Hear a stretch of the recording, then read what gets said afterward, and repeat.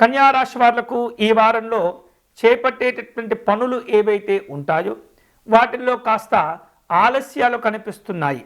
అటువంటి ఆలస్యాలను తక్కువ చేసుకోవాలి.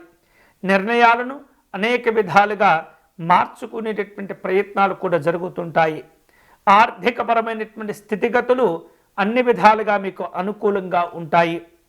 నిరుద్యోగులకు కాస్త నిరాశలు ఉన్నప్పటికీ వాటి నుండి తొందరగానే బయటపడగలుగుతారు.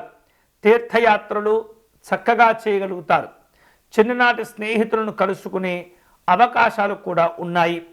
దగ్గర వ్యక్తుల నుండి లేదా బంధువుల నుండి మిత్రుల నుండి కాస్త ఒత్తిళ్లు ఎదుర్కొనేటటువంటి పరిస్థితి ఉంటుంది.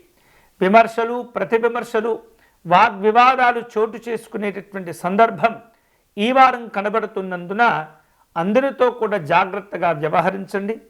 అనవసరమైనటువంటి విషయాల్లో జోక్యం చేసుకోకుండా ఉండండి.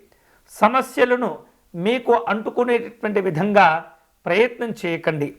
అలాగే శ్రమ ఉండేటటువంటి పరిస్థితులు ఉంటుంటాయి. నిర్మాణ సంబంధమైనటువంటి అంశాల్లో అవాంతరాలు చోటు చేసుకుంటూ ఉంటాయి. నిర్వహిస్తున్నటువంటి వ్యాపారాలను కాస్త సాధారణంగానే ఈ వారం తమకు అనుకూలంగా ఉన్నప్పటికీ కూడా పరిస్థితులు సాధారణంగానే ఉంటాయి. ఆశించినటువంటి విధంగా పెట్టుబడుల విషయాల్లో ముందడుగు వేయగలుగుతారు. ఇక ధార్మిక కార్యక్రమాల్లో పాల్గొంటారు.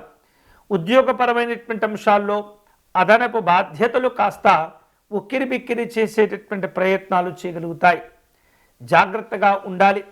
కళాకారులకు చికాకులు ఏర్పడేటటువంటి సూచనలు కనిపిస్తున్నాయి. వారం మధ్యలో కొన్ని శుభవార్తలు సంతోషాన్ని కలుగచేస్తుంటాయి. వివిధ రూపాల్లో పరిచయాలు కూడా ఏర్పడేటటువంటి అవకాశాలు ఉన్నాయి. ఈ వారం కన్యారాశి వారు మరిన్ని శుభ ఫలితాలు పొందేందుకై పరమేశ్వరుని పూజించటం ఆరాధించటం అనేది చాలా చాలా అవసరము. వీలైతే కనుక ప్రతినిత్యం కూడా శివ పంచాక్షరి జపం చేసుకుంటూ ఉండటం, శివాష్టకమును పారాయణం చేసుకుంటూ ఉండటం అనేది చాలా మంచిది, మీకు అవసరం కూడా.